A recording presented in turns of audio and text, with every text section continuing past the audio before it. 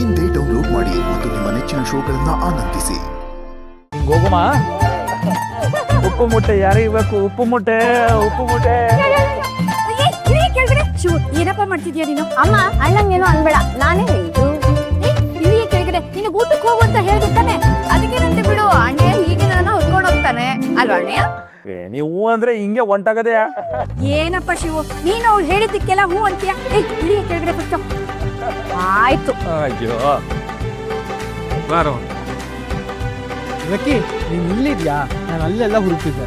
ಶಿವು, ಪಾರು, ಇವರು ಆದಿ ಅಂತ ಧರ್ಮಪ್ಪನವ್ರ ಮೊಮ್ಮಗ. ನಮಸ್ಕಾರ. ನಮಸ್ಕಾರ ನಮಸ್ಕಾರ. ಶಿವು, ಈ ಮದ್ವೆ ಜವಾಬ್ದಾರಿನೆಲ್ಲ ಇವರ ಹೆಗಲ್ ಮೇಲೆ ಹೊತ್ಕೊಂಡು ನಡೆಸ್ಕೊಡ್ತಿರೋದು. ಅಯ್ಯೋ, ಅದ್ರಲ್ಲಿ ಏನಿದೆ, ನಮ್ಮ ಮನೆ ಮದ್ವೆ ನಾನ್ ನಿಂತು ಮಾಡ್ತಾ ಇದ್ದೀನಿ, ನನ್ನ ಕರ್ತವ್ಯ. ಬನ್ನಿ ಬನ್ನಿ, ಎಲ್ಲರೂ ಊಟಕ್ಕೆ ಹೋಗೋಣ. ಲಕ್ಕಿ, ಆಗ್ಲಿಂದ ಅಲ್ಲಿ ಕಿಟ್ಟಿ ಅವ್ರು ಕಾಯ್ತಾ ಇದ್ದಾರೆ. ಬಾ ಊಟಕ್ಕೆ. ಅಳಿ ಅಂತ ಕಾಯ್ತಿದಾರಂತೆ, ಬಾ. ಸಂಜೀವ. ಹಾ ಚಿಕ್ಕಪ್ಪ, ಬಂದೆ. ನೀವು ಹೋಗಿರ್ತೀರಾ? ಅದೇನ್ ಹೆಸರಪ್ಪ? ಎಳ್ನೀರ್ ಕಿಟ್ಟಿ ಅಂತೆ. ಮೆತ್ತ ಮಾತಾಡ ಪಾರು, ಮದುವೆ ಗಂಡಿನ ಹೆಸರದು. ಆದ್ರೂ ಈ ಕಿಟ್ಟಿ ಓಕೆ, ಎಳ್ನೀರು ಯಾಕೆ? ಎಳ್ನೀರು ಬಿಸ್ನೆಸ್ ಇರಬೇಕು, ಅದಕ್ಕಾಗಿರುತ್ತೆ. ಎಳ್ನೀರ್ ಕಿಟ್ಟಿ ಚೆನ್ನಾಗ ಮಾವ, ಈ ಎಳ್ನೀರು ಒಳ್ಳೋನಂತ್ಯ? ನಮ್ಮ ತಾಯಿ ಮೆತ್ತಗ್ ಮಾತಾಡು, ಯಾರು ಕೇಳಿಸ್ಕೊಂಡ್ರೆ ಏನಂದಾರು? ಈ ಎಳ್ನೀರ್ ಕಿಟ್ಟಿ ಒಳ್ಳೋನಂತ್ಯ? ನಿಂಗೆ ಯಾಕೆ ಬರ್ತೀವಿ ಡೌಟು?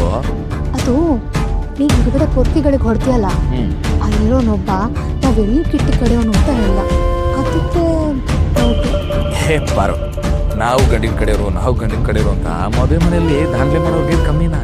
ಹಂಗೇನಾಗಿರುತ್ತೆ ಆಟೆಯ? ಹಂಗಂತೀಯ?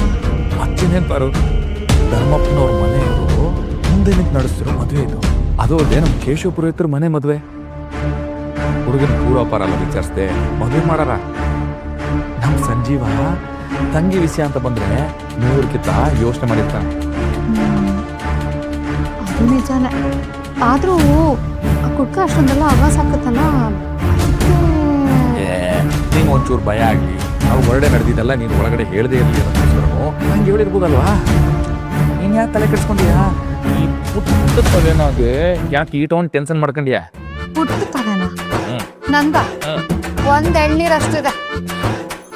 ಅಯ್ಯೋ, ಈ ಎಳ್ನೀರ್ ಸವಸನೆ ಬೇಡ, ಹೋಗೋಣ. ಊಟಕ್ಕೆ ಹೋಗೋಣ.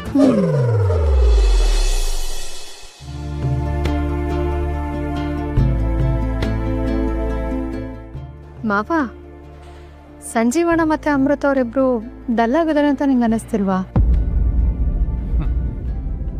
ಅನ್ಸದೇನ್ ಪಾರೋ, ನೋಡಿದ್ರೆ ಗೊತ್ತಾಗಿಲ್ವಾ? ಆದ್ರೂ ಹೆಂಗ್ ಕೇಳೋದು ಅಂತ ಸುಮ್ಕಿವ್ನಿ ಆಟೆ. ಏನ್ ಮಗ ನೀನೇ ಹಿಂಗ ಅಂದ್ಬಿಟ್ರೆ ಹೆಂಗೆ? ನಾವೇ ತಾನೇ ಹೋಗಿ ಮಾತಾಡಿಸ್ಬೇಕು. ಮಾವ ಒಂದು ಕೆಲಸ ಮಾಡು, ನೀನು ಹೋಗಿ ಸಂಜೀವಣ್ಣನ ಹತ್ರ ಮಾತಾಡು, ನಾನು ಹೋಗಿ ಅಮೃತ ಅವ್ರು ಇಲ್ಲಿದ್ದಾರೆ ಅಂತ ಹುಡುಗಿ ಮಾತಾಡಿಸ್ಬರ್ತೀನಿ. ಸರಿ.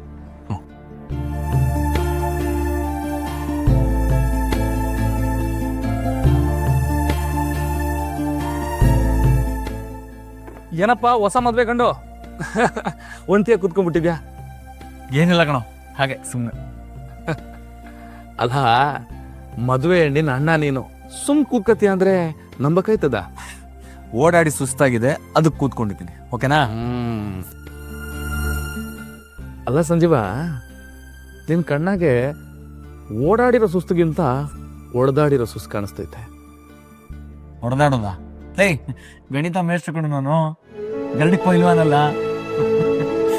ಹೊಡೆದಾಡೋದು ಅಂದ್ರೆ ಕುಸ್ತಿನಾಗೆ ಆಗ್ಬೇಕಿಲ್ಲ, ಸಂಸಾರದಾಗೂ ಆಯ್ತೈತೆ. ಸಂಸಾರದಲ್ಲಿ ನಾನು ಯಾರ ಜೊತೆ ಹೊಡೆದಾಡುವ? ನೀನು ಹಿಂಗೆ ನೋಡ್ತಿದ್ರೆ ಏನರ್ಥ? ಸಂಜೀವ, ಎಲ್ಲ ಆರಾಮಾಗೈತಾ? ಅಂದ್ರೆ ಸಂಜು, ನಂತ ಮುಚ್ಚಿಡೋದು ಏನಾಯ್ತಲೇ ಸಂಜು? ನೋಡು, ಬಂದಾಗಿಂದ ನಾನು ನೋಡ್ತೀವಿ, ನೀನು ಅಮೃತ ಒಟ್ಟಿಗೆನೇ ಇಲ್ಲ. ಅಲ್ಲ, ನೀನೊಂತೀರಾ ಅವಳೊಂತೀರಾ ಅನ್ನಂಗೈತೆ. ಈ ಮದ್ವೆನೇ ನಿಮ್ಮಿಬ್ರಿಗೆ ಭಾರ ಅನ್ನಂಗೈತೆ. ಅಲ್ಲ, ನಿಂತೋಗ್ಬಿಡು, ನಿನ್ ಕುಟುಂಬದವ್ರ ಜೊತೆಗೂ ಅವಳು ನಗ್ನಗ್ತಾ ಇರೋದು, ಖುಷಿಯಾಗಿರೋದು, ಒಟ್ಟಿಗೆ ಇರೋದನ್ನ ನಾನು ನೋಡೇ ಇಲ್ವಲ್ಲ? ಹಾಗೇನಿಲ್ಲ ಕಣೋ, ನಾನು ಮದುವೆ ಬ್ಯುಸಿಲಿದ್ದೆ. ಇನ್ನು ನಮ್ಮನೆಯವರು ಅವ್ರಿಗೆ ಹೊಸೊಬ್ರಲ್ವಾ, ಸ್ವಲ್ಪ ಹೊಂದ್ಕೊಳ್ಳೋಕೆ ಟೈಮ್ ತಗೊಳುತ್ತೆ.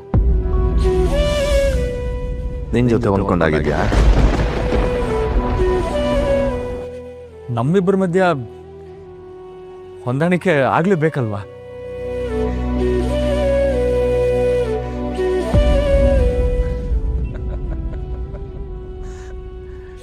ಉತ್ತರ ಕೊಡ್ಲಾ ಅಂದ್ರೆ ಪ್ರಶ್ನೆನೇ ತಿರುಗಿಸಿ ಮುಗಿಸಿ ನಂಗೆ ಯೋಳಿಯ. ಓ ಏಟೆ ಆದ್ರೂ ಮೇಷ್ಟ್ರಲ್ವೇ ನೀನ್ ತಾವ್ ಮಾತಾಡಕೈತದ ಸಂಜೀವ. ಏ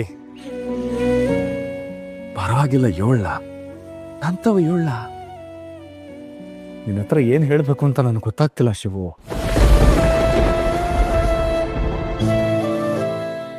ನಿಂಗೆ ಏನು ಹೇಳಕ್ಕಾಯ್ತಿಲ್ಲ ಅಂತ ಒಂದು ಅಂದಾಜ್ನಾಗೆ ನಾನೇ ಹೇಳ್ತೀನಿ, ಆದರೆ ಬೇಜಾರು ಮಾಡ್ಕೊಳಕ್ಕೆಲ್ಲ ತಾನೆ. ಶಿವು, ನೀನು ನನ್ನ ಜೀವದ ಗೆಳೆಯ, ನೀನು ಏನೇ ಹೇಳಿದ್ರು ನಾನು ಬೇಜಾರು ಮಾಡ್ಕೊತೀನಿ. ಹೇಳು, ನೀ ಬೇಜಾರು ಮಾಡ್ಕೊಂಡ್ರು ಪರವಾಗಿಲ್ಲಕ್ಕಲ್ಲ, ನಾ ಹೇಳೇ ಬಿಡ್ತೀನಿ ತಕ್ಕ. ಸಂಜೀವ, ನನ್ನ ಜೀವನದಾಗೂ ಮದುವೆ ಆದ್ಮೇಲೆ ಉಸಿ ನಿನ್ನಂಗೆ ಇತ್ತು ಕಲ. ನಮ್ಮಿಬ್ಬರ ಮಧ್ಯಾಹ್ನ ಹೇಳಕ್ಕಾಗ್ದಿರೋ ಏಟೊಂದು ವಿಷಯ ಇತ್ತು. ಆದ್ರೆ ಒಂದು, ಆ ಇಸ ಆಗೋಕ್ಕೂ ಮುಂಚೆ ಸರಿ ಮಾಡ್ಕೊಂಡ್ಬಿಡ್ಬೇಕು ಸಂಜು, ಸರಿ ಮಾಡ್ಕೊಂಡ್ಬಿಡ್ಬೇಕು.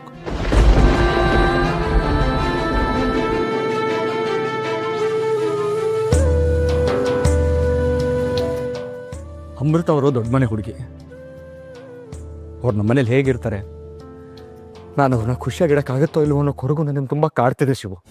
ಅವ್ರದ್ದು ಆ ಥರ ಅಹಂಕಾರ ಇಲ್ಲ, ಆದರೆ ನನಗೆ ಯಾಕೋ ಹಿಂಜರಿಕೆ. ನಮ್ಮಿಬ್ಬರು ಮಾತಾಡದೆ ನಮ್ಮಿಬ್ಬರ ಮಧ್ಯ ಒಂದು ಗೋಡೆ ಬೆಳೀತಿದೆ ಅಂತ ನನಗೆ ಅನ್ನಿಸ್ತಾ ಇದೆ.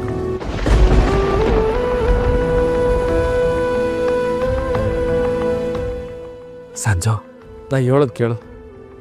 ತಿರಿಕಳ್ಳ ನಾ ಹೇಳೋದು ಎರಡೇ ಮಾತು. ಒಂದು, ತಾಳ್ಮೆ ಇರಲಿ. ಇನ್ನೊಂದು, ನಿರೀಕ್ಷೆ ಬೇಡಕ್ಕಲ್ಲ. ನಾವು ನಿರೀಕ್ಷೆ ಮಾಡ್ತಿರ್ತೀವಿ, ಅವ್ರು ನಮ್ಮ ತವ ನಾಳೆ ಮಾತಾಡ್ತಾರೆ, ನಾಡಿದ್ದು ಮಾತಾಡ್ತಾರೆ, ಇನ್ಯಾವತ್ತೋ ಮಾತಾಡ್ತಾರೆ ಅಂತ. ಆ ನಿರೀಕ್ಷೆ ನಮಗೆ ಗೊತ್ತಾಗ್ದಂಗೆ ಅವ್ರ ಯಾಕೆ ಏನೋ ಒಂಥರ ಒತ್ತಡ ಇರೋದಂಗೆ ಐತೈತೆ. ಅದಕ್ಕೆ ಅದು ಬೇಡ. ನಿನ್ನ ತಾಳ್ಮೆ ಒಂದೇ ಸಾಕು ಕಲ. ನನಗೆ ಅವರು ಹತ್ರ ಹಾಗೆ ಆಯ್ತಾರೆ. ಎಲ್ಲಿ ಪಿರುತಿ ಆಯ್ತೋ ಅಲ್ಲೇ ತಾನೆ ತಾಳ್ಮೆ ಇರಕ್ಕೆ ಸಾಧ್ಯ. ನಿನ್ನ ಕಣ್ಣಾಗೆ ಪಿರುತಿ ಎದ್ ಕಾಣ್ತೈತೆ ನೋಡ್ಲಾ. ಶುದ್ಧವಾಗಿರೋ ಪಿರುತಿ, ನಿಸ್ವಾರ್ಥ ಆಗಿರೋ ಪಿರುತಿನ ಆ ಮಾಕಳವ ಯಾವತ್ತೂ ಸೋಲಕ್ ಬಿಡೋಕಿಲ್ಲ.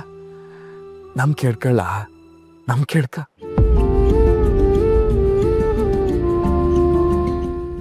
ಥ್ಯಾಂಕ್ಸ್ ಶಿವ್, ನಿನ್ನ ಜೊತೆ ಮಾತಾಡಿ ನಿಜವಾಗ್ಲೂ ಮನ್ಸು ಹಗುರ ಆಗೋಯ್ತು ಕಣು, ಹಗುರ ಆಗೋಯ್ತು. ಬಾರ್ಲ ಊರೆಲ್ಲ ನಿಂತು ಕೇಳಲಿ ಆದಿಲಕ್ಷ್ಮಿ ಪುರಾಣ.